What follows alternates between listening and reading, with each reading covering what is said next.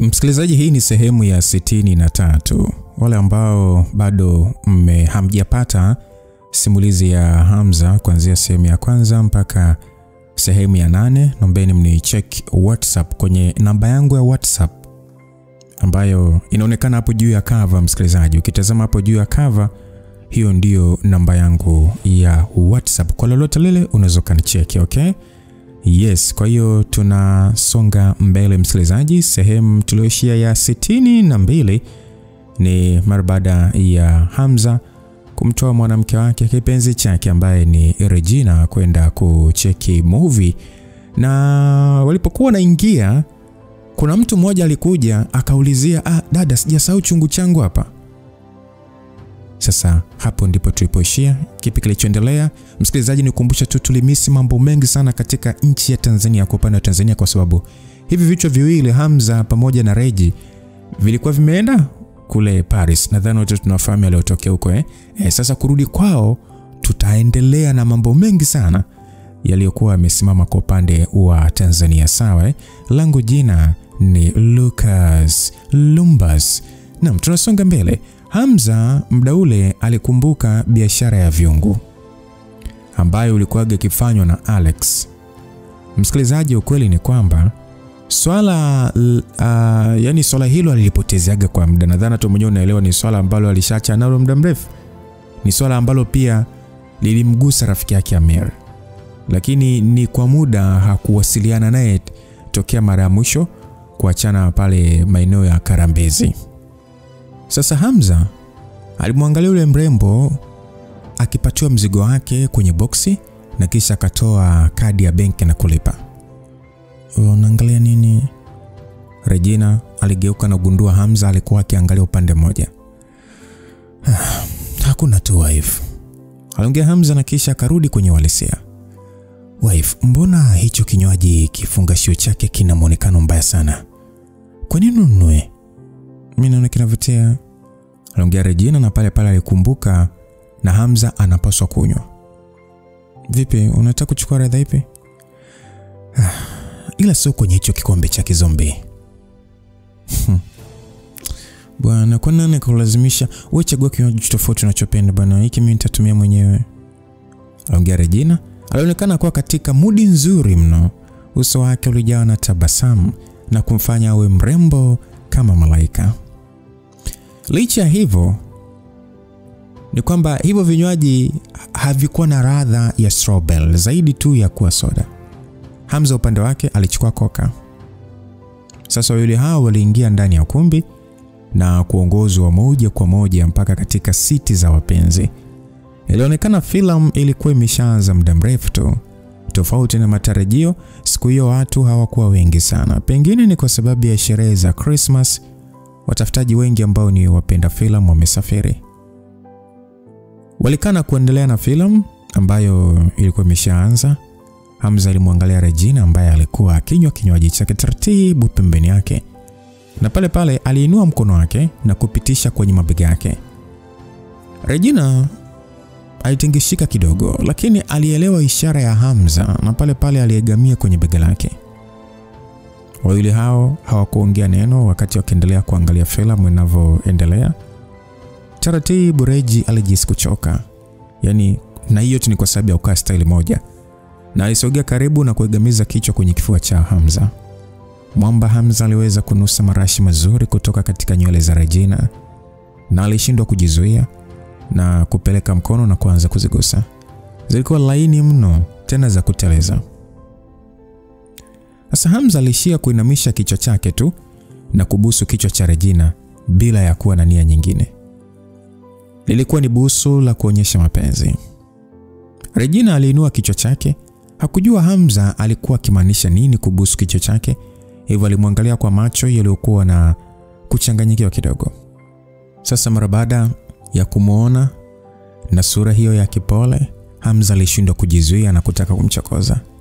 Hivyo alimshika kidevu na kisha alinamisha kichwa na kumbusu lips zake.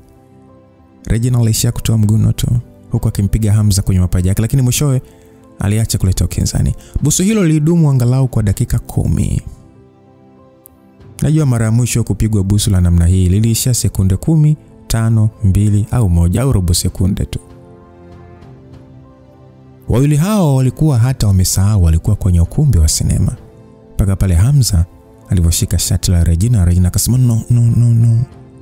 Regina ajikuta akimaka wakati akifungua macho yake na kukumbuka walikuwa ndani ya ukumbi wa sinema.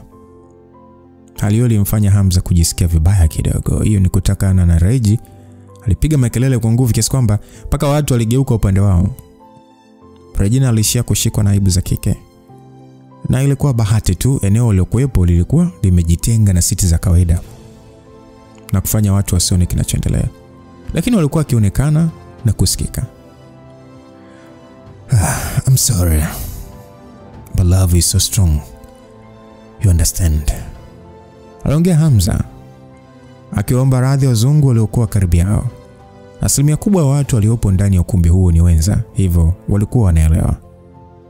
Sasa kuna mzungu mmoja akasema, bro, beasted. Aliongea mzungu akimpa Hamza ishara ya mkono akimwambia kuwa awe ngangare. Kutokana na aibu iliyojaa utamu, Regina alijikuta akijitenga mbali na Hamza kidogo na kukumbatia nguo zake kama vile alikuwa akiogopa kuibiwa. Wife, kuhusu ile sisi ni wanandoa. Tena tuliopitia mambo mengi sana. Kwa hiyo kugusana kidogo tu wala sio tatizo. Hapana, hukunichumbia, hukufanya harusi na mimi.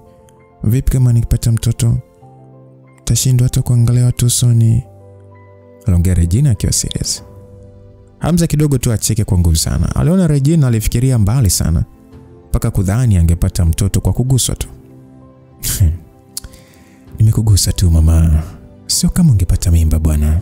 Basi tu imetosha. Hata hivyo bus tu linatosha. Ukienda mbali mimi sikuongeleshi tena. Aliongea Regina na kumfanya Hamza apotezee kwa kupoza moyo wake na kisha kuendelea kuangalia filamu. Ingawa walikuwa wamepitwa na matukio mengi, Hamza na Regina hawakuwa wajinga, hivyo walianza kuelewa. Hivyo nadhani ni kweli watu wanaweza kutabiri matukio yajayo. Regina alishindwa kujizuia mara baada ya kuona mwanamke Sterling akionekana kujua nini kitatokea katika maisha, yani katika miaka ijayo. Nadhani inawezekana. Isitoshe maarifa tuliyokuwa nayo kwa sasa ni hafifu mno. Lakini hata sasa kinadharia inawezekana kupindisha muda na anga. Inawezekana hata kuwa nje ya muda na nafasi. Hivyo mimi sidhani kama inaweza kuwa ngumu kutabiri. Yaani kuwa nje ya muda na nafasi unamaanisha kusafiri mbele ya muda ama? Inawezekana vipi kusafiri? Hujawahi kusikia nadharia ya uhusiano wa vitu? Yani theory of relativity. Nadharia hii inaeleza kwamba wakati kitu chenye uzito mkubwa kinapokandamizwa na kuwa kwenye nafasi ndogo sana, kani mvutano huwa kubwa kiasi kwamba hupindisha muundo wa anga na muda, yani space time. Mvutano huu unakuwa ni mkali kiasi kwamba hata mwanga hauwezi kutoroka, na eneo hilo ndio hujulikana kama shimo jeusi, yani black hole. Sasa wanasayansi wanaamini uwepo wa black hole unaweza kutengeneza uwezekano wa kusafiri mbele ya muda. Ni kweli, yani unamaanisha kwamba ni kadri kitu kinavyokuwa na mass kubwa ndio kinasababisha athari kubwa kwa ulimwengu, na ikifikia hatua fulani muda na anga huathirika, si ndio? Yes, ni kama hivyo mke wangu. Hebu chukulia mfano huu. Chukulia anga lote juu ni kama kitambaa kilichotandazwa. Ukiweka kitu chenye uzito juu ya hiki kitambaa, kinabonyea kwa kuchukua nafasi na kutengeneza mlima wa shimo, si ndio? Sasa kama kuna vitu vidogo ambavyo havikuwa na uzito mkubwa na sasa umeweka kitu chenye uzito, vitu hivyo vyote vitaangukia ama kusogelea katika eneo ambalo kipo kile kitu kizito. Hiyo ndio sababu mke wangu, nyota ina uzito mkubwa, na ndio maana kila nyota kuna sayari zinazunguka. Ukiwa na uzito mkubwa maana yake lazima uathiri wengine. Hamza wakati akiongea hivyo, ghafla tu aliingiwa na kitu kama mwanga kwenye akili yake na kuacha kuongea mara moja. Alionekana kupata jambo jipya katika akili yake ambalo hakuwahi kulifikiria, jambo muhimu zaidi katika mafunzo yake.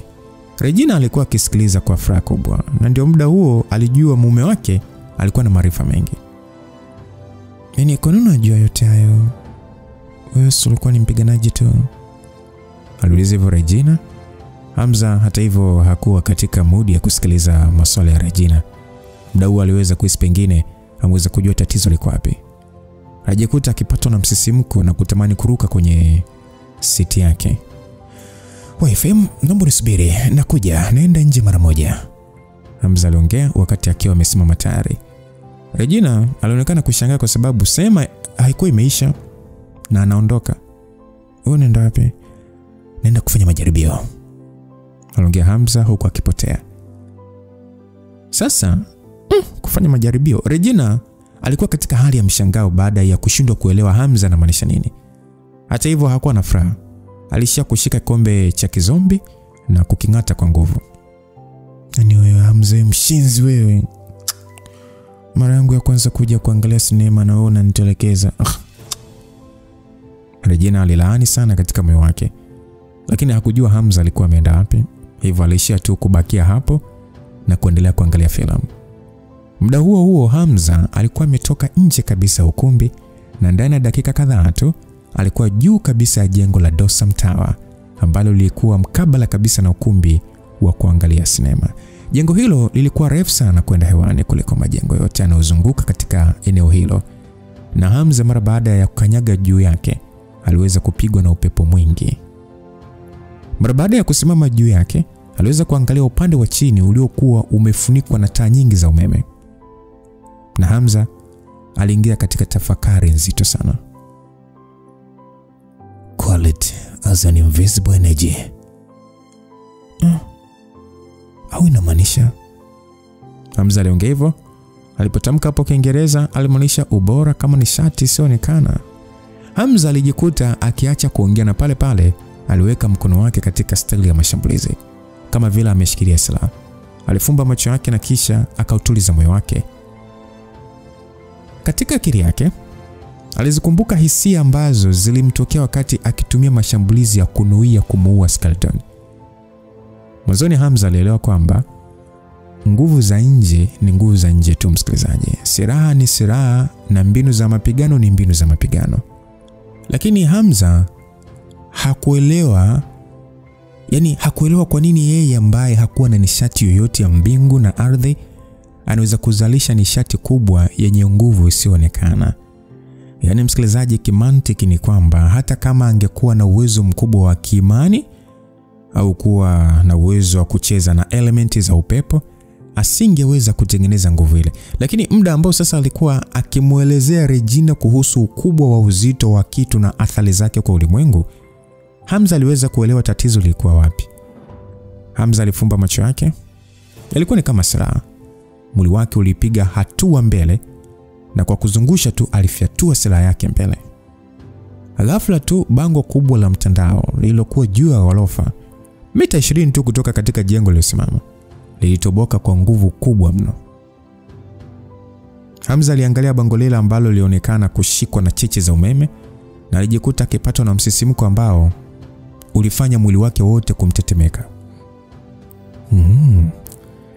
Ndio, ni ubora. It is quality. Hamza alijikuta akiongea huku akicheka kwa nguvu kama vile alikuwa amegeuka na kuwa kichaa. Uzito uliokuwa ukizungumziwa hapo msikilizaji haukuwa uzito wa mtu, lakini ulikuwa ni uzito wa kila seli ndani ya mwili wake na kila chembe iliyomilikiwa na Hamza baada ya miaka mingi ya mafunzo makali. Msikilizaji, nguvu ya ndani ni imani.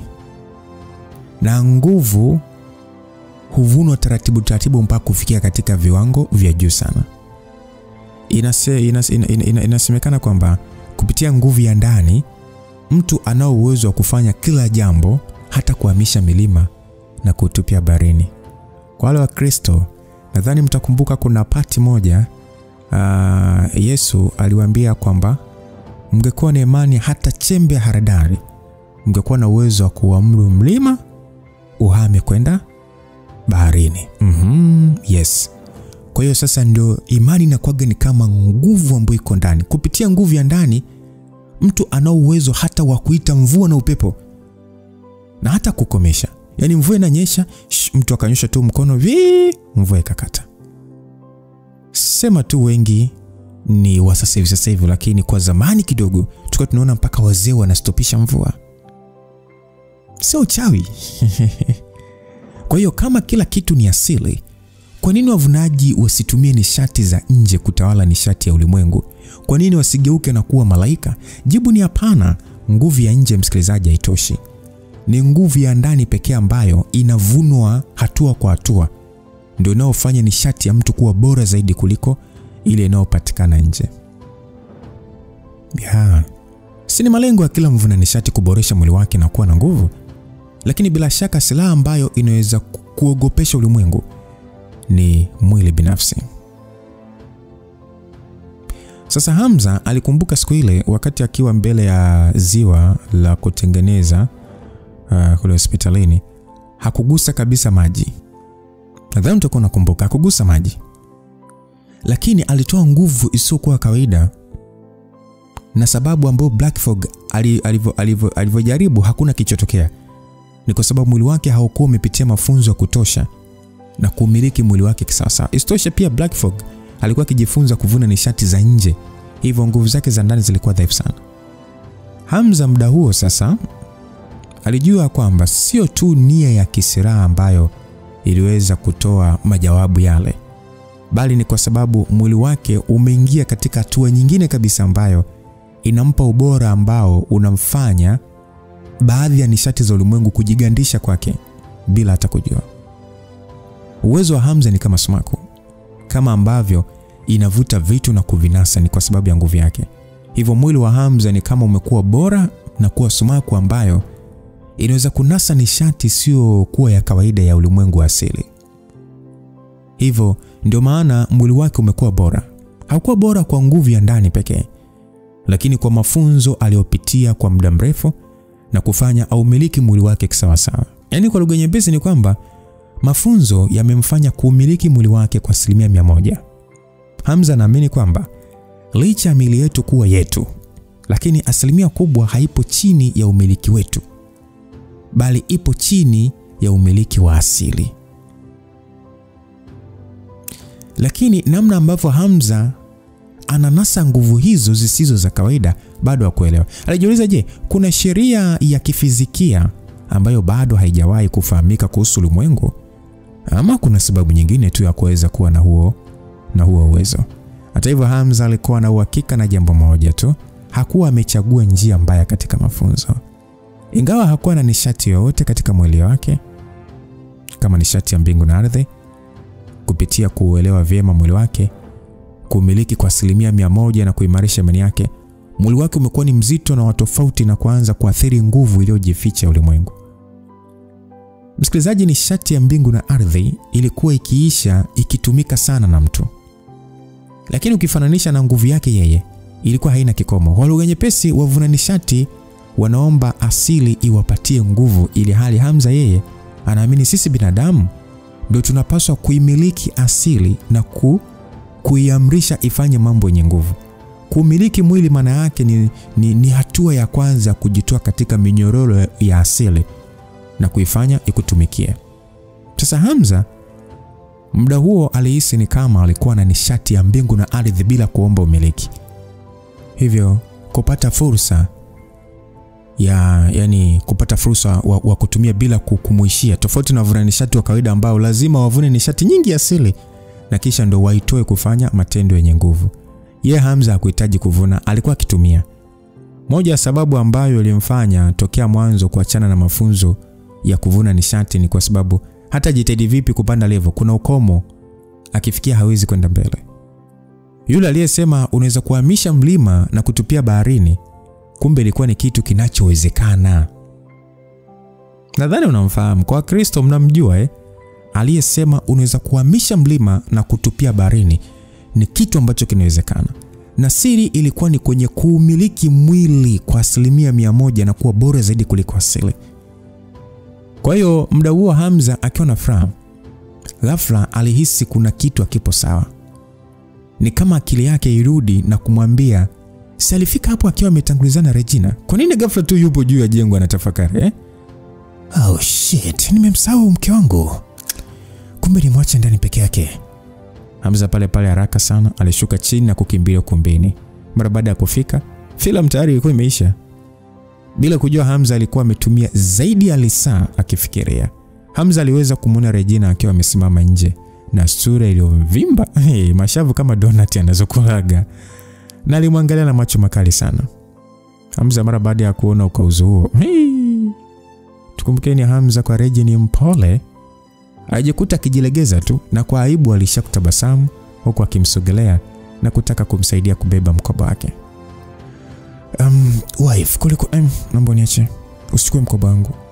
Regina alikoroma na kisha pale pale alielekea upande wa maliwato.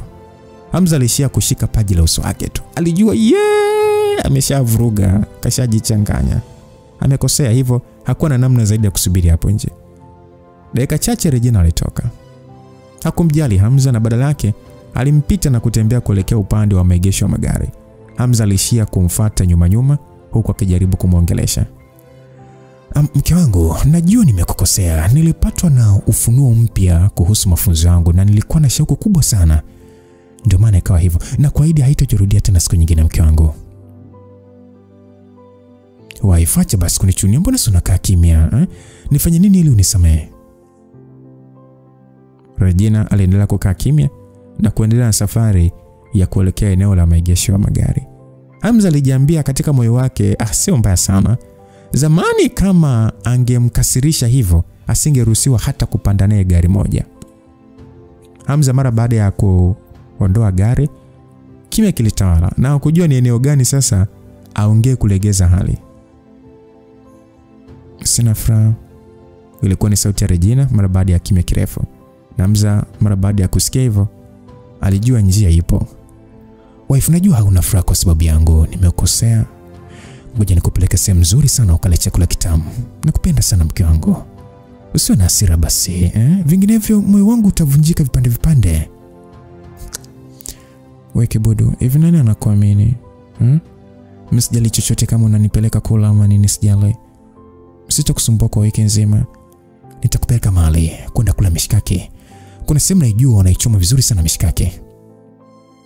Regina mara baada ya kusikia hivyo alishia kutingisha kichwa tu. Hajawahi kula mishikaki zaidi ya kuona tu ikichomwa, hivyo alijawa na matarajio. Hamza aliona mwanaume shababi hapaswi kuanza kubembeleza sana mwanamke, kwa sababu mwanamke anaweza kusema sitaki kumbe anataka. Anaweza kusema anataka kumbe sitaki. Na tayari alikuwa ameshaona amekasirika. Kauli ilibaki moja kama mwanaume, kwamba nakupeleka ukale mishikaki. Basi dakika chache tu Hamza aliweza kufika katika mgahawa mmoja ambao ni maarufu kwa kuchoma mishikaki mitamu sana na saladi. Eneo lilikuwa na watu wengi sana, lakini huduma ilikuwa safi sana. Na Hamza alichangamka na kuagiza mishikaki na kila kitu kinachopatikana kwa ajili ya Regina kuonja.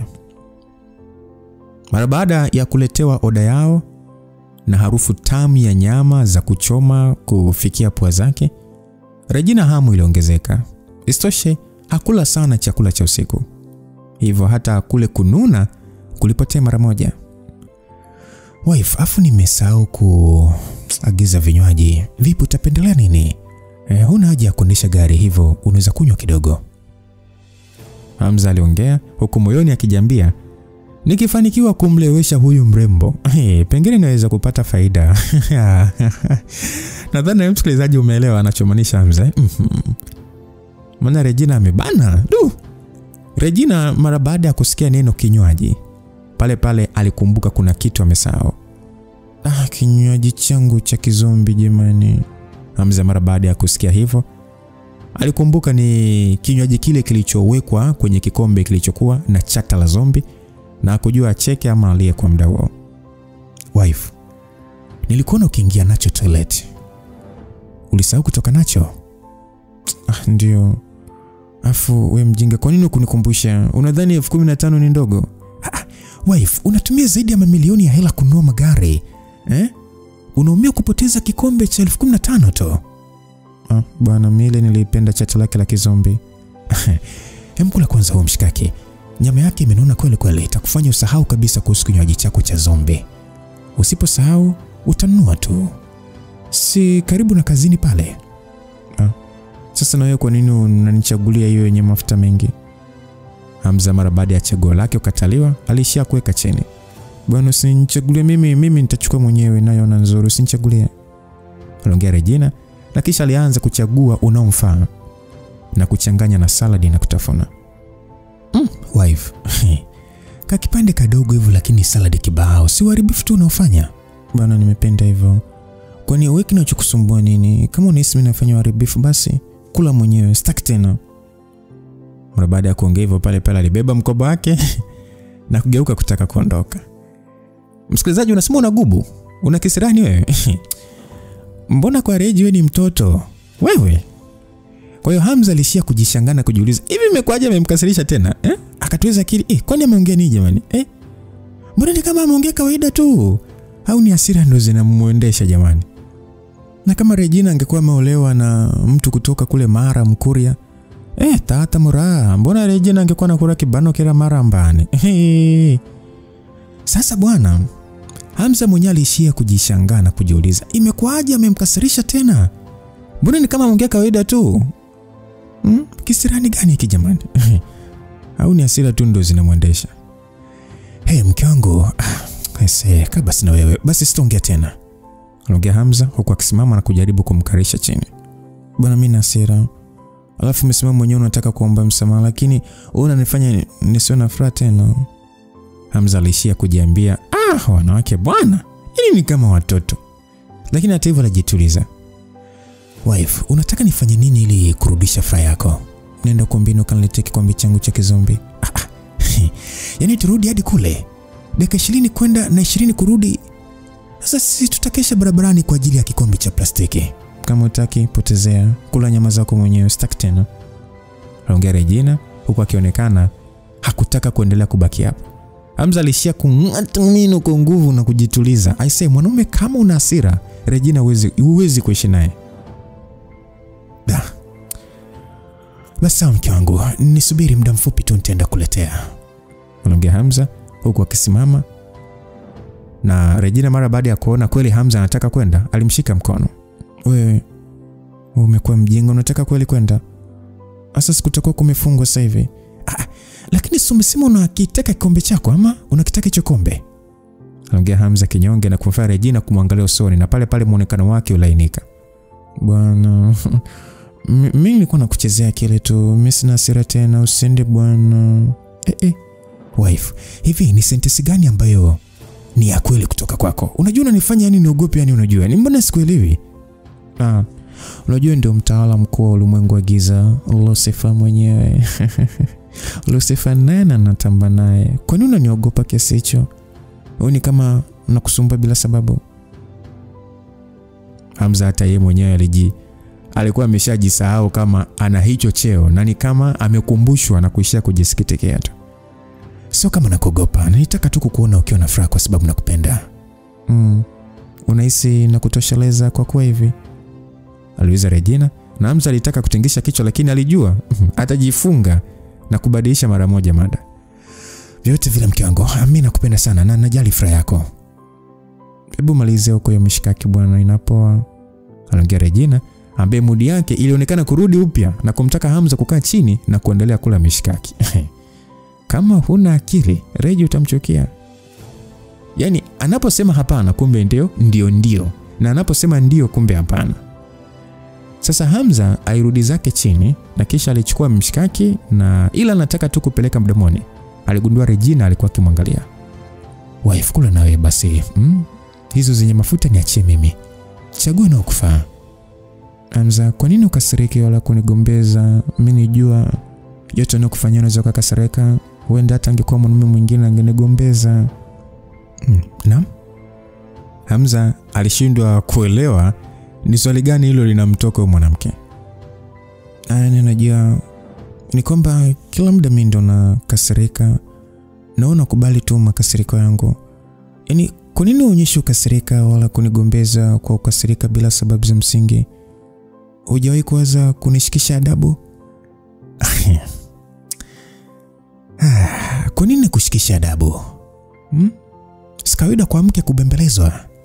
Isitoshe hujaniambia nifanye kitu kibaya. Hivyo nafanya tu kile unachotaka. Regina mara baada ya kusikia hivyo alisha tu kutoa tabasamu lilompendeza. Unajua licha kuwa na wanawake wengi lakini bado unanijali. Labda ni kwa sababu unajua kuna baadhi ya vitu unaweza kuvumilia. Yes, ndio hivyo. Kama nina mwanamke nje na familia yangu kunichukia, siwezi kuwachukia kwa sababu mimi ndio mwenye makosa. Unakiri kabisa wazazi una wanawake nje. Kuna haja ya kuongelea hilo swala hapa? Unasoma nikasirisha tena. Hivi kwa nini wazungumzia wanawake wako muda huu? Wife. Lakini wewe si ndio sitaki kujali mimi, sitaki. Nipe na mimi nyama. Nichukulie isiyo na mafuta na pilipili nyingi. Na iliyoungua kiasi. Sitaki tena uongelea mida yako au masuala wanawake wako. Wanawake sitaki tena uongelea, sitaki, nipatie nyama. Sawa. Ngoja basi nikuchagulie nzuri utakayopenda.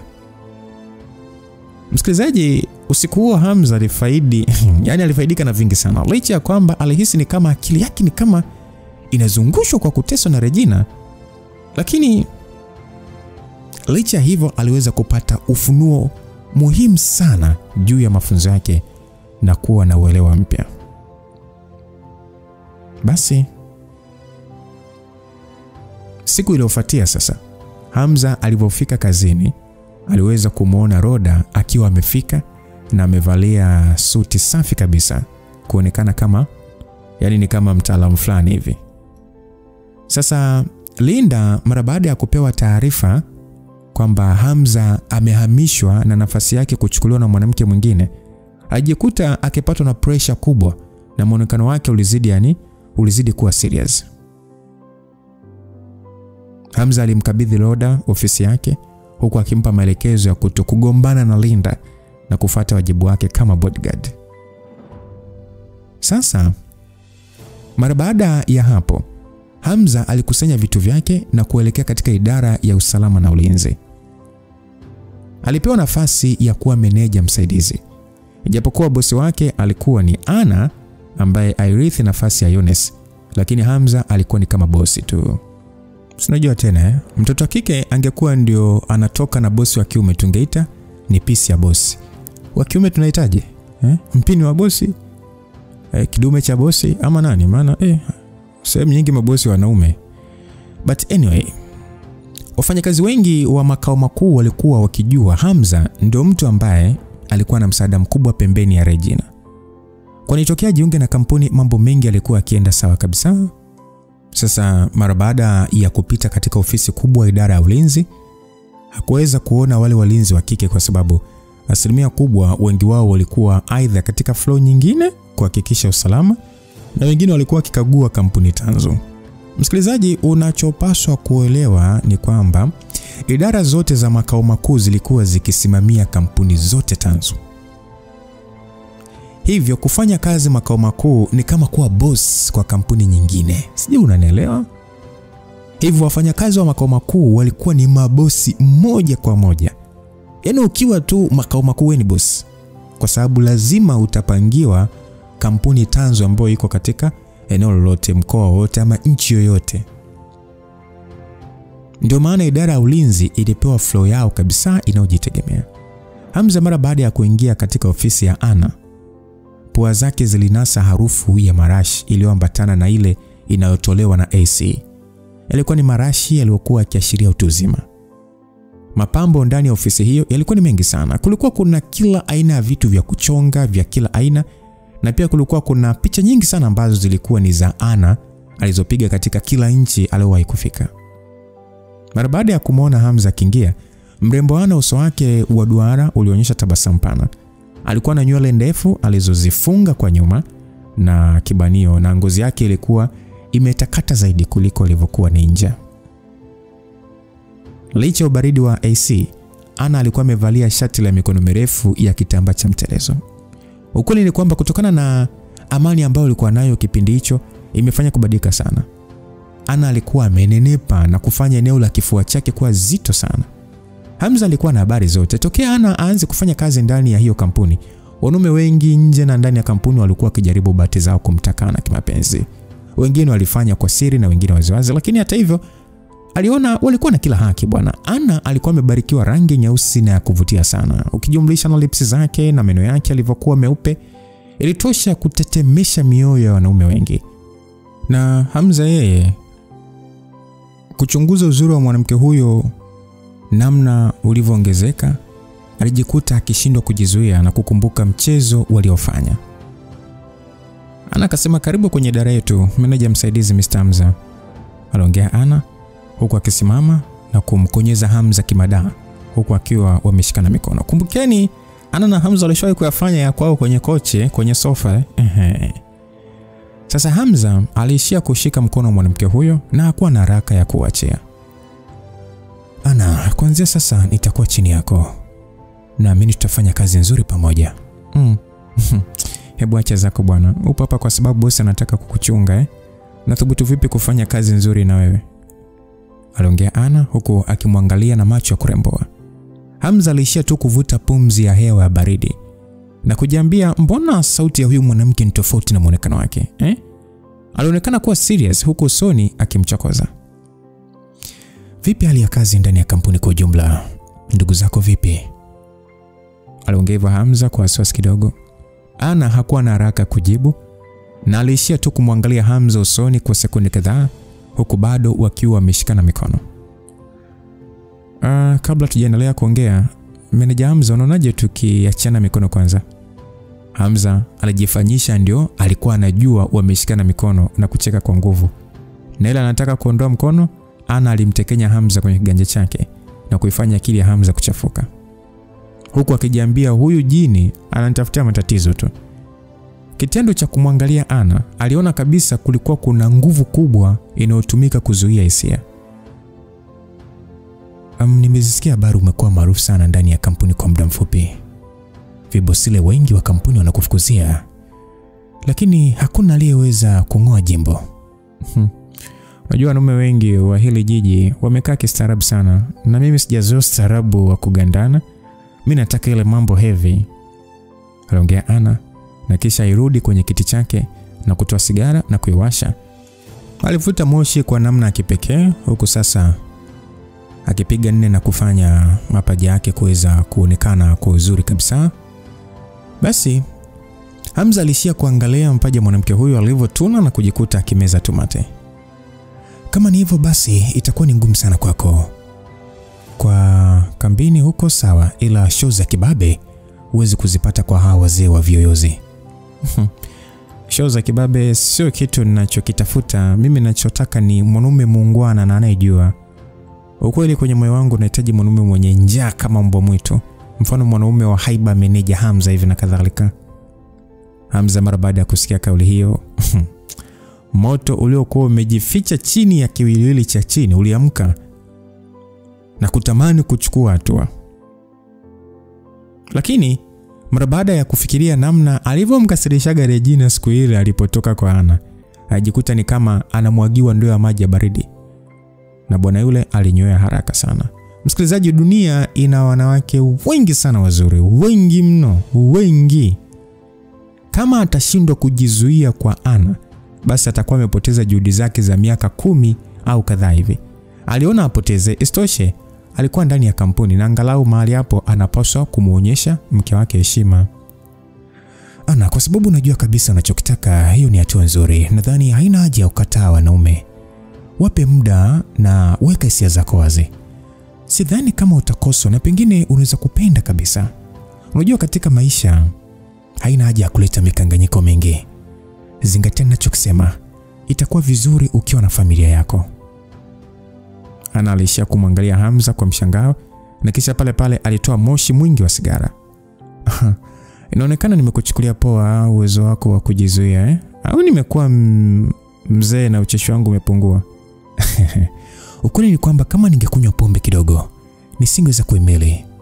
Usiudharau kabisa ucheshi wako. Ili mradi tu utafungua mlango, wanaume wanaokufukuzia wataongezeka maradufu. Na uhakika hautakosa anekufaa. Lakini haijalishi na wanaume wangapi wananifukuzia, kutokuwepo mwanaume kama Hamza. Hamza alihisi mtekenyo kwenye moyo wake, kama vile alikuwa akiogopa kuendelea kukaa hapo na Ana. Na akiendelea kukaa hapo na Ana anaweza kuongea kitu ambacho kitamkuna. Hivyo haraka sana aliona ngoja aondoke. Nitaenda kusalimiana na wengine ili watambue uwepo wangu. Alafu huyo kwenye picha ni Ones. Ndio, vipi? Una taarifa zake zozote? Aliuliza Ana, na Hamza alishia tu kutingisha kichwa kukataa. Ilionekana sio yeye tu anemkumbuka bali hata marafiki zake wa jeshi. Hamza alishia kutoka nje na kufanya ofisi hiyo kuwa na utulivu kwa mara nyingine. Sasa Ana alishia kuvuta sigara tu na kutupa kipisi kwenye dustbin, na kisha alichukua mkonga wa simu na kubonyeza na pale pale simu iliunganishwa. Limeendaje? Bosi, Hamza amefanikiwa kufuzu jaribio. Ameenda mbali na kunishauri nitafute mwanaume wa kuanzisha naye familia. Okay, ndivyo hivyo, kazi nzuri. Endelea kumchunguza. Sawa bosi, nitawachunga na wadogo zangu pia na kutoa ruhusa kumsogelea Hamza. Ana, una busara sana. Unapaswa kujua nimekuomba ufanye hivi kwa sababu yako na dada zako. Alimradi mume wangu ataendelea kuwa chini ya idara yako na sababishi matatizo, sitafanya chochote. Usio na wasiwasi bosi Regina, najua cha kufanya.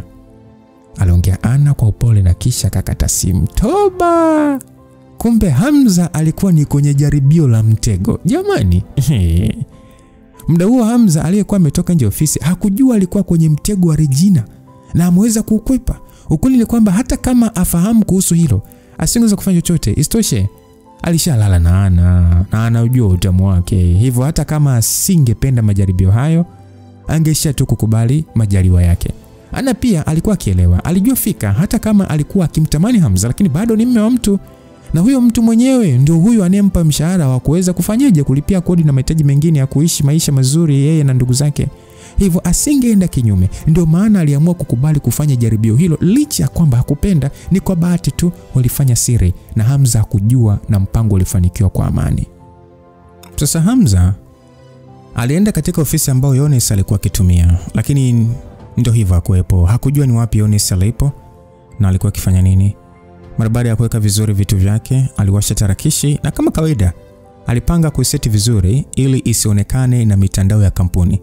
Lakini ni muda ule watu waliingia katika ofisi yake. Oh bro, mwanaume aliyeita alikuwa ni Aaron, na nyuma yake alikuwa ameongozana na sura ambazo hakuzifahamu. Tumepata taarifa umehamishiwa kwenye idara yetu kama meneja msaidizi na hatukupata usingizi kabisa bana. Sikutarajia utakuja kweli. Kwa uwepo wako hapa idara yetu itakuja kuwa level nyingine kabisa. Vipi kwanza, mbona naona watu wapya? Ndio, kampuni inazidi kutanuka na majukumu kuwa mengi na hakukuwa na walinzi wengi wa kiume. Hivyo bosi Ana akaniambia nilifanyie kazi. Ndio wameanza hivyo na wazungusha tu. Wale wengine wapo likizo ya Christmas. Hamza pia alijua biashara za Regina zilikuwa zikikua kwa kasi mno na kulikuwa na maeneo mengi yalihitaji ulinzi. Hivyo alishia tu kutingisha kichwa kwa kuelewa. Mara baada ya kupiga soga na Aaron na wenzake kisha kwenda kupata chakula pamoja, Hamza aliona hayo ndio maisha sasa. Hakukuwa na kazi nyingi alizopangiwa kwa siku hiyo. Hivyo alijitengenezea kinywaji na kwenda kucheza na tarakishi yake. Baadhi ya marafiki zake, Eliza na wengine aliokuwa na ukaribu nao, walimtania sana siku hiyo na kumfanya kufurahi. Muda wa kuondoka, Hamza alikumbuka alikuwa na miadi na Irene kuonana eneo alilopanga kutana. Lakini ni muda huo alipokea simu kutoka kwake. We mtoto, ndo najiandaa kwenda eneo letu la miadi. Vipi, ushafika? Hamza, nimepata ajali. Ajali? Vipi, umeumia? Hapana, nilikuwa nikirudisha gari nyuma ili kuliegesha ila nikagonga nguzo ya taa. Sijui hata cha kufanya hapa. Wewe kwa hiyo uko wapi? Nipo hapa karibu na supermarket ya Koni. Hebu nitumie link eneo ulipo, nakuja sasa hivi hapo. Anaongea Hamza na kukata simu. Sasa Hamza mara baada ya kuangalia uelekeo aliotumiwa na Irene, hakuona haja ya kutumia gari na badala yake aliona achukue taksi ndio ingeweza kumwaisha haraka. Mara baada ya kufika, ni kweli ni kama ambavyo Irene aliongea, kwani aliweza kuona gari ikiwa imeegeshwa mshazari karibu na nguzo ya taa, huku mlango upande wa siti ya mbele ukiwa umebonyea kwa kuingia ndani. Nguzo ya taa yenyewe ilikuwa imepinda. Ilionekana iligongwa kwa nguvu sana na gari hiyo. Hamza aliishia tu kusikitika na kujiuliza ni uendeshaji gani wa gari wa namna hiyo. Pembeni ya Irene kulikuwa kuna wasichana wawili, watu wazima tu na wanaume kama wawili hivi, na walionekana wote walikuwa wakizungumzia ajali hiyo iliyotokea. Irene mara baada ya kumuona Hamza alijikuta akimkimbilia haraka kama mtoto mdogo na kwenda kumkumbatia. Basi alijikuta akianza kujidekeza kwenye mikono ya Hamza. Nini kinaendelea hapa? Mbona huu ugongaji sio wa kawaida? Mimi nitaka kurudisha gari nyuma, niliegeshe, ila sasa nilisahau kumbe mimi sikuweka gia nyuma, na ile nakanyaga pedali gari ikaenda mbele na kugonga nguzo. Hamza mara baada ya kusikia kauli hiyo hakujua cheke ama lia. Ndio maana nasema bado hujaiva kwenye uendeshaji gari, ila kinganganizi tu. Lakini mimi naogopa mwenzio, ile gari sio ya kwangu najua. Kuna dada nibadilishana naye, sasa akiona gari yake nzuri hivi nimeiharibu, sijui yani hata nifanya nini maskini. Yani hata sielewi. Hamza tafadhali naomba unisaidie basi, aliongea Irene kwa kupasha viganja moto. Sasa Hamza kweli kwa kuangalia gari hiyo aligundua ilikuwa ni zile gari za hela nyingi, na hata yeye pia alishangaa mwanzoni kuiona. Kwa uelewa wake mahesabu ya haraka ya gari hiyo yangegharimu zaidi ya milioni 400 za Kitanzania. Lakini hata hivyo haikumpa shida, maana options zote mbili alikuwa akiweza kufanya, aidha kuitengeneza ama kuirudisha katika muonekano wake wa kawaida kama bima haitoshelezi, ama kununua nyingine. Anyway, nitakusaidia, haina haja kwa hivyo, aliongea Hamza akiwa na tabasamu. Irene mara baada ya kusikia Hamza angeweza kumsaidia alijikuta akishikwa na furaha ya ajabu sana. Hamza, nilidhani utanifokia kabla ya kunisaidia. Kwa ujinga wangu mimi naenda kugharimu kiasi kikubwa cha pesa. Asante sana. Naahidi mimi nitakulipa kwa namna yote unayotaka. Hamza alishika tabasamu tu kwa uchungu. Nakujiambia kwa hiyo ashakuwa danga tayari. Na binti mwenyewe upo tayari kulipa kwa namna yote anayotaka. Hawa tuna kina nani kwanza? Aliuliza Hamza akionyeshea kidole wasichana watatu na wanaume waliokuwa wamesimama kando ya gari ya Irene. Hawa dada walikuwa wakipita tu. Huyu baba ni mlinzi ndani ya supermarket. Walikuja baada ya kuona nimegonga nguzo. Kulikuwa na wengine wameondoka kabla ya kutokea. Hey dada, huyo ni mpenzi wako ama? Aliuliza dada aliyekuwa katika mavazi ya kiofisi. Hamza mara baada ya kusikia Irene akiulizwa juu ya yeye kuwa boyfriend, ni kama hakupenda hivi. Ndio dada, unamuonaje, ni handsome? Irene ni kama alikuwa ameamka katika hofu ya kugonga gari na sasa alikuwa akitaka kutamba na Hamza. Kwa bahati mbaya sio aina ya chakula changu. Kama mpenzi wangu angesikia kwamba nimegonga gari angenifokea mpaka basi. Lakini naona mpenzi wako hajakufokea, zaidi tu ya kukukumbatia na kukutuliza. Hakika na bahati. Irene kusikia hivyo alijikuta akisikia furaha sana, huku akimwangalia Hamza na macho ya kuridhika na yaliyojaa mahaba.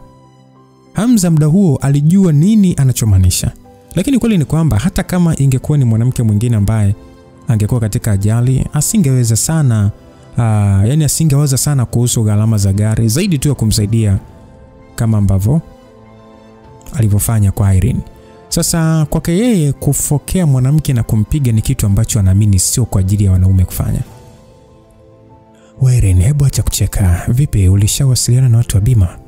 Ndio, nimetumia namba za kwenye gari na wamesema nakuja. Mara baada ya watu kutawanyika, fundi kutoka bima alifika na kisha alianza kukagua na aliangalia kitambulisho cha gari na kuona kweli ilikuwa kwenye mfumo wao wa bima. Basi akasema kwamba mlango unapaswa kubadilishwa kabisa, hivyo itahitajika kuutoa. Hii ni ajali kubwa sana, kwa hiyo mnapaswa kwanza kuwataarifu polisi waje wakague na kuwapatia ripoti ya uthibitisho. Sasa itakuwa hela nyingi sana. Ni kama milioni 40 hivi kutokana na gari yenyewe. Nini, mbona gari hivyo? Unajua hii gari ipo chini ya bima ya kampuni yetu. Kwanza unapaswa kuwasiliana na mmiliki wa gari na kisha hakikisheni mnapata uthibitisho kutoka polisi na ndio kampuni itaweza kufidia kila kitu. Aliongea na kisha alitoa maelekezo machache kidogo na kupanda pikipiki yake na kuondoka. Hamza upande wake aliishia kukuna kichwa. Alijiuliza kwanza ni nani ambaye amempatia Irene gari ya kifahari namna hiyo kuendesha. Hata hivyo hakutaka kuwaza sana, na pale muda mfupi tu polisi wa barabarani walifika, na mara baada ya kuona Irene ameharibu nguzo walimwambia kwanza anapaswa kulipia nguzo na kisha aende polisi kuchukua ripoti. Irene ilikuwa mara yake ya kwanza kukutana na utaratibu wa hatua nyingi namna hiyo na kichwa kilianza kumuuma. Ni kwa bahati tu Hamza alikuwepo. Hamza aliangalia gari hilo na aliona bado ilikuwa ikiendesheka.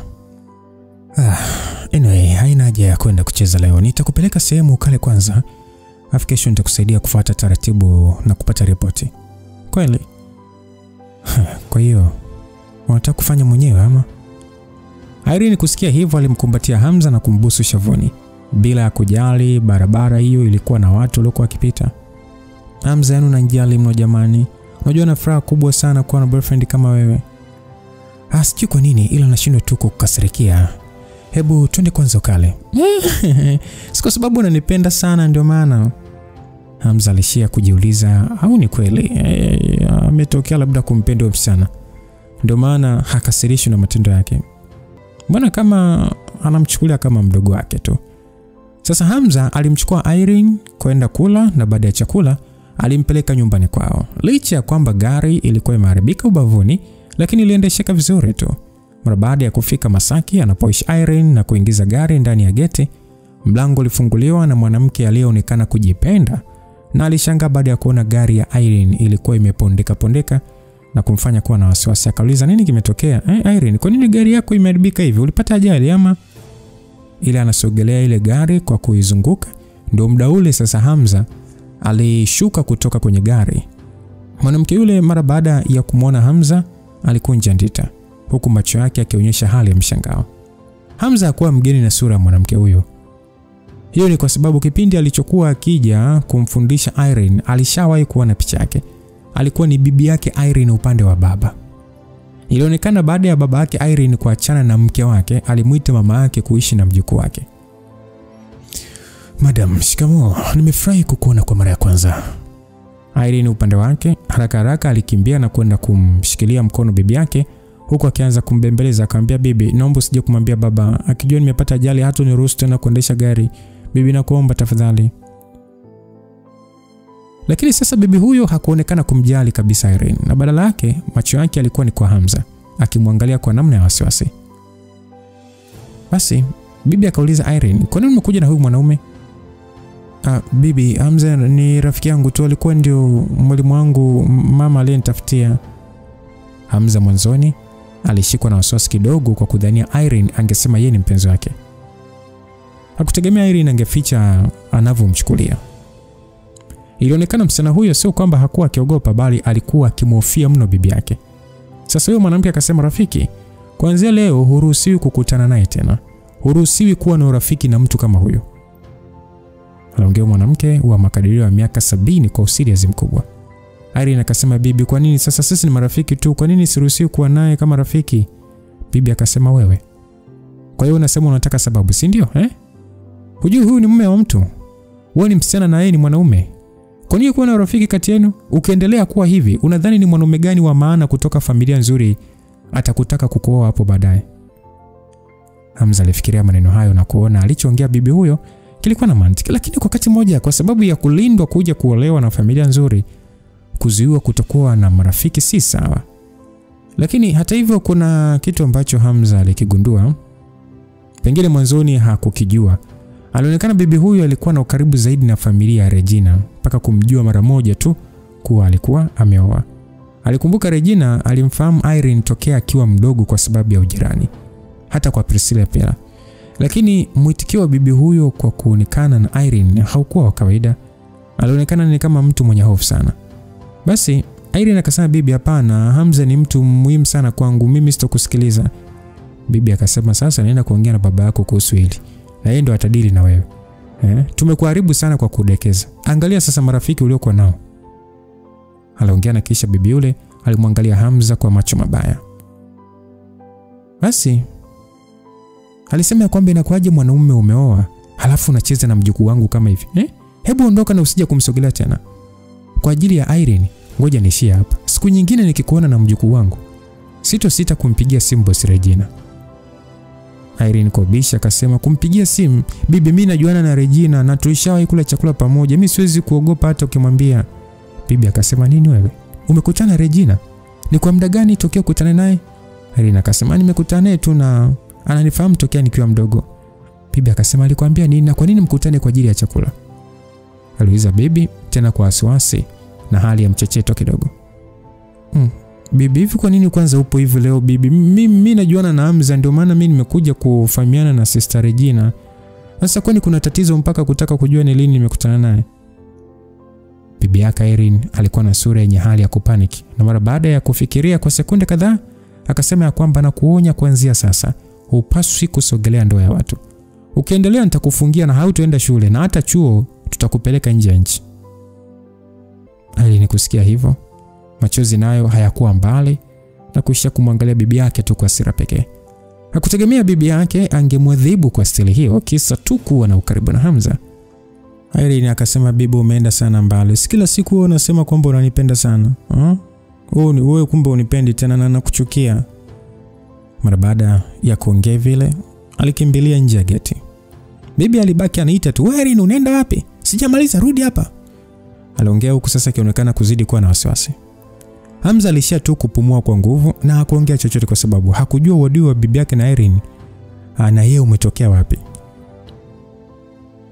"Bibi, ngoja nikamlete," aliongea Hamza na kisha alikimbilia nje kwenda kumleta Irene kabla hajaenda mbali.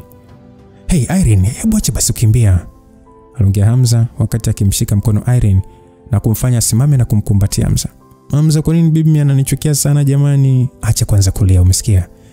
Wewe ni swala la kawaida tu." "Sio kawaida." "Ndio, unajua bibi yako anaonekana kufahamiana na familia ya mke wangu. Na kwa muonekano wake wa leo ni kama kuna kitu ambacho kilitokea baina ya familia hizi mbili." Hamza aliona hata kama ameoa, kumleta Irene nyumbani na kujitambulisha kama rafiki yake haikuwa sababu ya kutosha kwa bibi yule kuonyesha hali ya kumchukia katika macho yake na kupaniki kwa wakati mmoja. Kuna kitu kilichotokea. Itakuwa ni kitu gani? Hata mwenyewe sijui, ila hisia zangu tu zinaniambia kuna kitu kinaendelea. Mimi mwenyewe nashangaa, sio mara yangu ya kwanza kumtambulisha bibi marafiki zangu, na bibi ndio anyenipenda sana na kunijali kuliko hata mama. Mimi nimeshangaa leo ni mara yake ya kwanza kunikasirikia namna ile kisa wewe. Basi kutakuwa kuna sababu. Kwa nini bibi yako amekuwa hivi, Hivyo hebu acha kulia basi na kisha urudi nyumbani. Unadhani kama bibi yako hakupendi, ana mjukuu gani mwingine wa kumpenda? Nenda nyumbani na hakikisha haubishana bibi yako. Mwacha tulie kwanza. Tukishapata sababu kwa nini amekasirika sana ndio tutajua namna kudili na tatizo. Hamza, mimi naona kabisa ni mwanzo ulikuwa una sita, ila sasa hivi unanichukulia kabisa kama mpenzi wako. Angalia ulivyonishika sura yangu.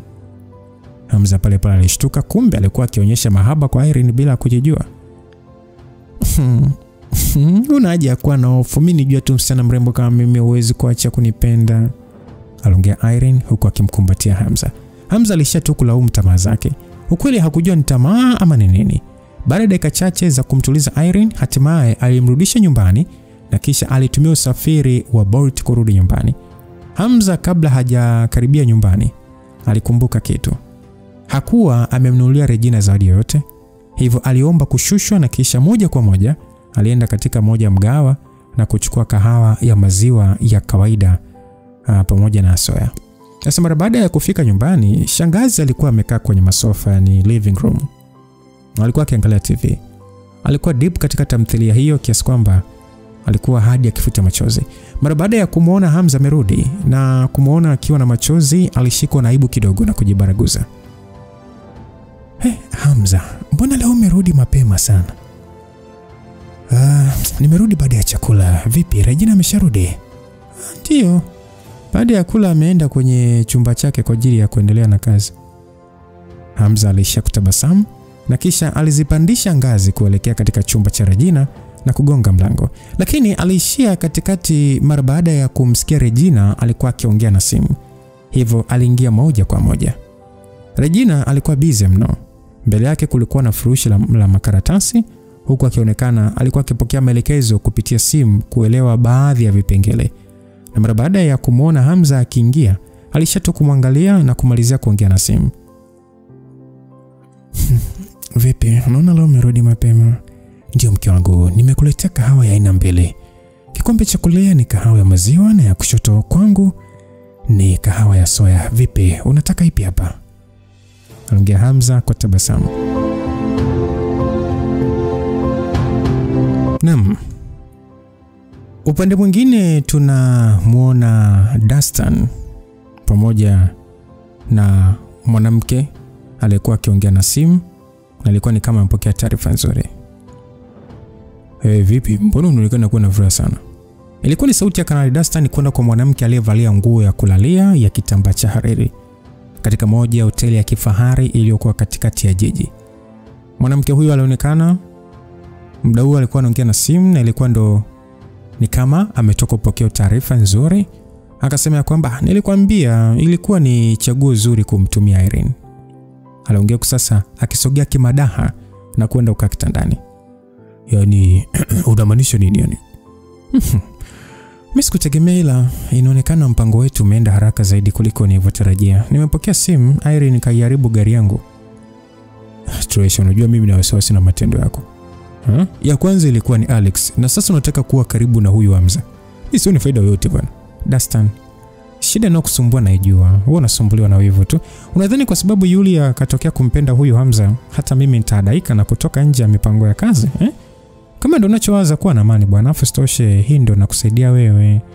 Sidhani kama unaweza kufanikisha mpango wa Yasini bila msaada wangu. Kwa hiyo unajua unafikiria mbali. Mimi ninachotaka mimi ni umakini juu ya mipango yetu. Unaona wewe kilichomtokea mzee Mgweno? Sasa hivi Malibu macho yote yanamchunguza kwa kushirikiana na sinagogo. Kosa kidogo tu na sisi tutaingia kwenye rada za jeshi. Pole yake Aunti Rehema. Unajua mimi namsikitikia kwa kile kilichomkuta na kumuunganisha Mgweno. Unajua licha ya Rehema kuwa na msaada mkubwa na kukufikisha hapa ulipo, lakini mimi sioni huzuni kabisa katika macho yako. Kwa hiyo nataka mimi nitoe kilio. Yaani ndio uone huzuni katika macho yangu. Mimi sikatai Rehema ndio aliyenifanyia connection mpaka kufahamiana na wakubwa. Lakini hiyo haiondoi ukweli kwamba mimi nimefika hapa kwa juhudi zangu. Ndio maana mimi nipo hai. Lakini alishatangulia mbele zake. Chana nayo hayo. Hivi, hebu tuachane kwanza na hayo mambo hayo. Vipi kwanza ili swala la Alex? Una uhakika juu chochote? Bwana mimi nishakwambia juu chochote. Ndio maana nimemwachia huru. Alex anatumika tu, lakini swala la malighafi zinazowekwa katika viungu hausiki kabisa. Unajua ni msambazaji huyu. Na viungu anavyopelekea wateja vinatengenezwa sehemu nyingine kabisa. Mwanzo mimi nilidhani ni swala lenye muunganiko wa moja kwa moja na watu wa binamu, lakini sivyo. Kuna uwezekano jasusi Alonzo ni decoy. Decoy unamaanisha nini? Wakati ulipokuwa Ufaransa nilikuwa nikifuatilia swala kwa makini mkubwa sana. Alonzo anapokea maagizo chini ya watu wa kanisa la Brazil. Lakini katika moja ya kumfuatilia nimegundua pia yupo chini ya taasisi ya Harris Foundation. Harris Foundation na kanisa la Brazil, unataka kusema nini? Yaani kuna uwezekano wa muunganiko kati ya taasisi ya Harris Foundation na viungu. Lakini vile vile kuna uwezekano wa Harris kuwa na mahusiano ya karibu na makanisa ya Brazil. Na kama ni hivyo basi moja kwa moja kanisa la Brazil lipo chini ya wasinagogu. Unajua na kama kanisa la Brazil lipo chini ya wasinagogu, maana yake wa Brazil wanajua moja kwa moja swala la viungu lipo vipi. Na Alonzo kuonekana kama analifuatilia hili swala ni kama chambo tu kufunika kile kinachoendelea, si ndio? Ndio maana nikasemaje? Alonzo anaweza kuwa decoy agent. Umeona? Hili ni swala tu ambalo hatuna uhakika nalo kwa sasa kutokana na mkanganyiko wa matukio yaliyotokea hivi karibuni. Ingekuwa rahisi kwetu kama Rehema angerudi Tanzania. Sasa hivi lipo juu. Nadhani lipo juu yako wewe Dastan kuweza kulitafutia ufumbuzi. Ufumbuzi? Unamaanisha unataka ni mimi niwe mrithi wa nafasi ya Rehema? Sasa unadhani isipokuwa wewe atakuwa nani? Kama uweze kufanya mwenyewe, wasiliana na umoja wako wa Black Trinity, waamshe jasusi wao ndani ya kitengo. Mimi sidhani kama wanakosa sleep agent ndani ya Malibu. Hapana bana. Mimi siwezi kuwasiliana na umoja kwa sasa. Ni mapema mno. Kwa sasa ulinzi ni mkubwa sana ndani ya kitengo na kila mwanachama anafuatiliwa. Vipi kwanza kuhusu file? Umefanikiwa au safari ya Ufaransa imekuwa bure? Upo mwanga tu. Mbinu yangu niliyotumia imelipa kwa kiasi fulani, lakini sina wasiwasi kwa sasa. Nishapata shabaha nyingine. Shabaha nyingine unamaanisha nini? Unajua mdogo wake Dina kutoka upande wa familia ya babu yake inaonekana bado ana kinyongo na Dina kuwa kiongozi na sio yeye. Ninavyosema sasa hivi wapo hapa Tanzania. Ni mimi tu kupanga mipango yangu ya namna ya kumuingia. Ni rahisi sana kupata ile faili. Yaani ukifanikiwa mimi na uhakika ni utajiweka katika nafasi muhimu sana ndani ya Psycho Elias. Kulia yupo Yasin, kushoto yupo Elias. Tukifanikiwa kumwangusha Yulia na kumpandisha Yasin, mipango yetu yote itanyoka. Unajua kwa Yulia sio kirahisi sana. Uwepo wa Hamza ndio changamoto. Licha hila nyingi kuchezwa FIA Ufaransa, lakini imekuwa tofauti. Yule mtu ni hatari sana. Bwana Hamza, wewe niachie mimi. Wewe unadhani udhaifu wake upo kwa nani kama sio kwa wanawake? Na hao watakuwa ndo anguko lake. Aliongea Tresha huku akisimama na kujizungusha kwenye kioo. Basi tukiachana na hawa bwana, huku upande wa Regina alimuuliza Hamza ya kwamba kama umesema kila kikombe kina kahawa, kuna tofauti gani sasa? Alafu mbona mimi sijawahi kuona hivyo vifungashio? Ndio habari ya mjini kwa sasa hivi mke wangu. Ni kahawa iliyotengenezwa hapa nchini, lakini kutokana na upekee wake ndio maana inauzwa kwenye migahawa mingi ambayo ni Francais. Kwa hiyo mimi nashangaa mwanamke kama wewe huna habari, wakati ndani ya kampuni wafanyakazi wengi sana wameshikilia mkononi. Kwa hiyo unasema mimi ni mshamba? No, hapana, mimi sijamaanisha hivyo. Ni kwamba mke wangu wewe, yani wewe ni wa matawi sana. Ndio maana ni ngumu sana kujua bidhaa mpya za aina hii. Nitajaribu kila kimoja kujua ladha yake ilivyo. Ongea Regina huku akichukua mrija kutoka katika vikombe vyote na kuanza kufyonza kidogo katika kile kombe. Nataka hiki chenye maziwa ya soya. Unaweza kunywa hicho kingine? Ongea Regina huku akishangazwa na utamu wa kinywaji hicho. Hamza mara baada ya kuona namna ambavyo mwanamke huyo alivyokuwa na furaha akinywa kinywaji alichomletea, alijihisi joto kwenye moyo wake na kujiambia alifanya vizuri kupiga story kidogo na marafiki zake Eliza. Ndio waliompa taarifa juu ya utamu wa kinywaji hicho, namna kinavyochangamsha akili na ladha yake. Regina aligundua kwamba Hamza alikuwa akimwangalia muda wote na kumfanya uso wake sasa kushikwa na joto kidogo. Mbona unaniangalia kiasi hicho? Ni kwa sababu mke wangu anaonekana kuwa mzuri sana. Sikinai kukuangalia. Na hizo sifa unazonipa hata mimi sikuamini tena. Leo nimetoka vipele kwenye uso wangu. Unaonekana mbaya. Wapi? Mbona hata mimi sivioni? Na wewe upofu wako utaonaje? Afu vipi, si ulisema unatoka na Irene? Mtoko wenu umeendaje? Hamza alifikiria kwa sekunde kadhaa na aliona sio mbaya kama atamwambia Regina kilichotokea. Regina mara baada ya kusikia Irene alipata ajali, alipata na wasiwasi kidogo na kuuliza kama alikuwa sawa, na mara baada ya kusikia ni gari pekee lililopata shida, aliona kumbe sio swala kubwa. Wife, unajua hujawahi kukutana na bibi yake Irene? Inaonekana anakufahamu vizuri tu na kunifahamu hata mimi na wewe tuna mahusiano. Sijawahi kukutana naye wala hata kumsikia. Na hata bibi na shangazi sijawahi kusikia wakimzungumzia. Labda hawakuongea chochote. Ila itakuwa kulikuwa na mahusiano. Mimi ninachojua tu ni mama yake Irene aliyekuwa ni jirani yetu, na mara nyingi alikuwa akiishi na ndugu wa upande wa kwao. Basi itakuwa kuna kitu tu hautujui. Yaani mimi na watufahamu, ila kimetokea zamani kidogo, ila mimi na watujui. Isitoshe wote ni wazee. Kwa nini unajali sana? Kama una shauku sana, kwa nini usimulize shangazi? Ongea Regina. Hamza alifikiria kidogo, ila aliona haina haja kumuuliza shangazi, hivyo aliamua kupotezea. Wife, unajua mimi sitaki kuendelea kukusumbua. Kwa hiyo endelea kwa busy. Ongea Hamza hakutaka kuonekana kuwa serious na swala hilo na kumfanya Regina ahisi tatizo. Naomba nisindikize kwenda kwenye harambee na mnada siku ya kesho kama una nafasi. Lakini ongea Regina. Hamza alionekana kushangaa. Alikuwa tayari ashasikia kuhusu mnada huo kutoka kwa Yulia, na ndio sasa Regina anamwambia. Sasa kwa sababu mke wake amekwisha kuongea na kumwalika, hakuona sababu ya kukataa. Sawa, kesho nitajiandaa vizuri kwa ajili ya kukusindikiza na kuhakikisha unajivunia kwenda na mimi mke wangu. Aliongea Hamza akiwa na tabasamu. The magnificent king of Hall will accompany me to a small charity auction. I'm flattered. Aliongea Regina tena akiwa na tabasamu kubwa sana, akimaanisha kwamba mfalme mtukufu wa kuzimu atanisindikiza kwenye mnada mdogo wa hisani. Nimefurahishwa sana. Alizungumza hivyo akionekana kuwa na furaha sana. Hamza alishia kutoa pumzi ya kufarijika mara baada ya kumwona Regina yupo kwenye mudi ya kumtania. Na aliona ni vizuri. Wife, nimekuita mke au wife kwa muda mrefu, kwa nini mimi sijawahi kukusikia ukiniita habi? Hamza aliona achukulie fursa mudi nzuri ya Regina. Kwa nini yani ni kama unalazimisha nikuita hivyo? Kwani haitoshi tu mimi kukuita kwa jina lako? Mbona wenza wengi tu wanaitana kwa majina yao? Lakini mimi natamani kusikia ukiniita hata mara moja. Sio lazima kila saa, japo mara moja. Okay, nataka nifanye kazi, unaweza kuondoka sasa. Aliongea Regina huku akikaa katika mkao busy. Hamza hakuwa na jinsi. Aliona bado mwanamke huyo hakuwa karibu sana na yeye kimwili. Hivyo aliona ngoja asubiri. Wakati utafika tu. Asa siku iliyofuatia Hamza alishia tu kuzunguka ndani ya kampuni, na ilipo timu muda wa jioni hivi, Regina alimpigia simu. Wife, mbona kama muda wa kwenda kwenye harambee bado? Aliuliza Hamza mara baada ya kuona bado ni mapema.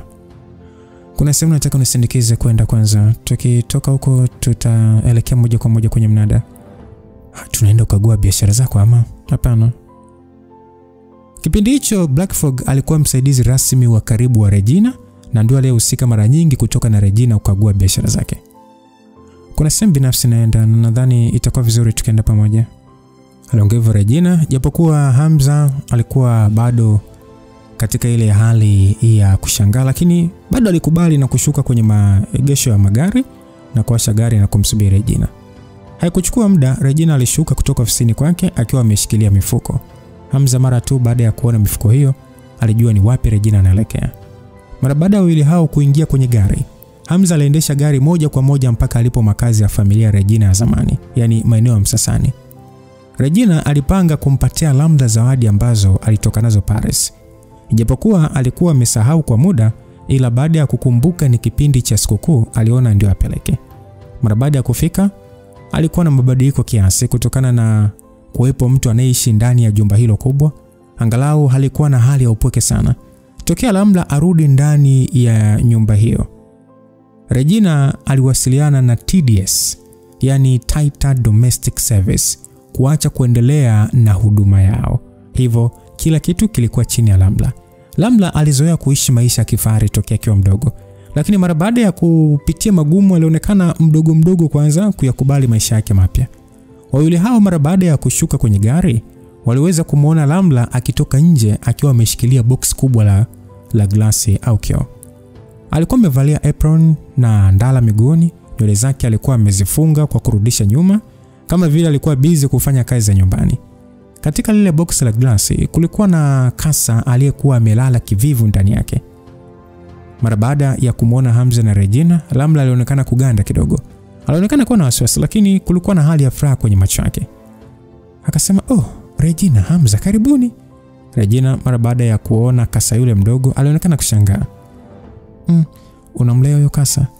"Ndio, naboreka kuwa mwenyewe. Unajua sijawahi kufuga kitu chochote hapo kabla Lakini mara baada ya kusikia kasa ni mwepesi kufuga na anaweza kuniondolea upweke, ndio maana nikamnunua kwa baba mmoja hivi aliyekuwa akiwasambaza. Nimeambiwa niwe namtoa juani kila siku ili mgongo wake kumulikwa na jua."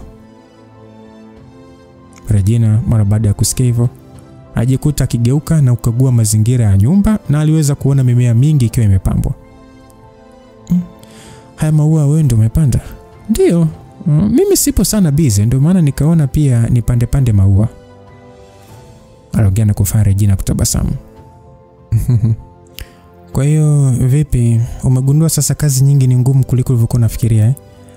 Ni kweli, sasa hivi kadri ninavyofikiria najiona kweli sikuwa mtu mzuri." Aliongea kwa uso wake ukiwa umejaa huzuni. Regina alichukua ile mifuko chini na kisha alimpa ishara Lambda kupokea. "Nimekuletea hizi, nilienda Paris nikaona sio mbaya nikikuletea zawadi. Kuhusu mifuko mingine miwili niliyokuja nayo haijapata mtu, kwa hiyo nimeona nikuletee pia." Hamza mara baada ya kusikia maneno ya Regina kidogo tu atoe kicheko. Yaani Regina kununua mikoba yote hiyo kwa ajili yake, halafu muda huo anaigeuza kama vile ni kweli imekoswa mtu. Alimfikiria Regina ila hakupata picha kamili. Lambda hakuwa mjinga. Mara baada ya kuiona mifuko hiyo ya zawadi, alijikuta akipanua mdomo kwa mshangao, na sekunde chache mbele macho yake yaligeuka na kuwa mekundu. Akasema, Regina, kweli umeletea hizi zawadi kwa ajili yangu? Ndio, kama hutozipenda unaweza kuzitupa tu, isitoshe sina pa kuziweka. Jamani, nazipenda nina uhakika yani nitazipenda, aliongea Lamla huku sasa akitingisha kichwa kwa hamasa kubwa na kupokea. Basi karibuni ndani, basi mpate hata kinywaji chochote. Sio vizuri kusimama nje tu wakati hapa ni nyumbani. Asante, ila kwa sasa hapana, kuna sehemu tunawahi. Mara baada ya kumsikia Regina akiongea hivyo, Lamla alishikwa na hali ya kusikitika kidogo, lakini alificha na kicheko. Basi hata siku nyingine, najua mpo busy, siku ukipata nafasi njoo nitakuandalia chochote. Regina aligeuka na kujiandaa kuingia ndani ya gari, lakini kabla hata hajapiga hatua, Lamla aliita, Regina. Ndio, kuna unachotaka kuongea? Aliuliza Regina bila kugeuka, na muda huo alionekana Lamla akijing'atang'ata tu. Najua ninachoweza kusema sasa hivi kinaweza kisiwe na maana, lakini bado nataka kukuambia samahani. Ulishaniambia hivyo mara mwisho. Ndio, lakini nataka kuongea kitu chochote kwako kwa siku ya leo. Asante sana Regina, na kushukuru sana. Najua hakuna kitu naweza kukufanyia katika maisha haya, lakini pepo ipo, natamani kuja kuwa mama kwako. Moja ya kitu ninachojutia mpaka sasa ni tokea siku niliyokuona sijawahi kukujali kabisa. Regina alishia kukunja ngumi kidogo na kisha kuiachia na akavuta pumzi nyingi na kuzishusha. Siku ya Christmas njoo nyumbani Kigamboni, nadhani haitakuwa vizuri kumhangaisha shangazi kuja mpaka huko. Aliongea hivyo. Lamla alijikuta akishangaa kama vile yani alikuwa amesikia vibaya na kujikuta akiuliza kama Regina anamaanisha. Ni kweli naweza kuja? Usifikirie vibaya, mimi sitaki tu kumuona shangazi akichoka kuja mpaka huko. Pia itakuwa vizuri kama utakuwepo na kumsaidia. Naelewa, hata usiwe na wasiwasi kabisa. Yaani mimi ninakuhakikishia tu nitakuja na kumsaidia na maandalizi, aliongea Lamla huku akitikia kwa furaha. Mpaka hapo Regina hakuingia kwenye gari haraka na Lamla hakujua nini cha kuongea. Kila mmoja alionekana kuwa katika hali ya kutafakari.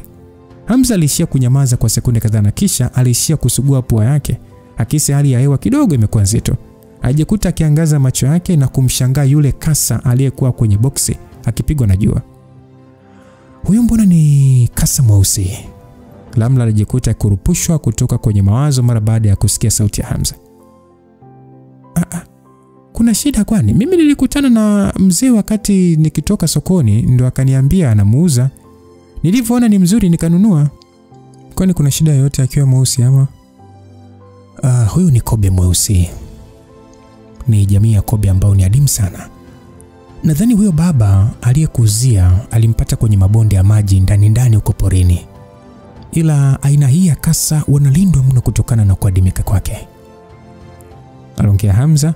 Regina alishindwa kujizuia na kumwangalia huyo kasa.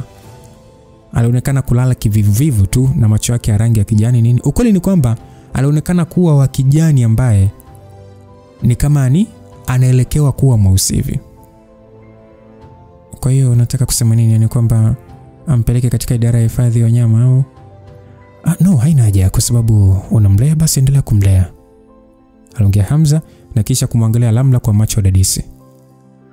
Kama unataka kuwa mama bora, sio mbaya kwanza kulea kobe, aliongea na kumfanya Lamla kuwa na macho yaliyojaa shukrani.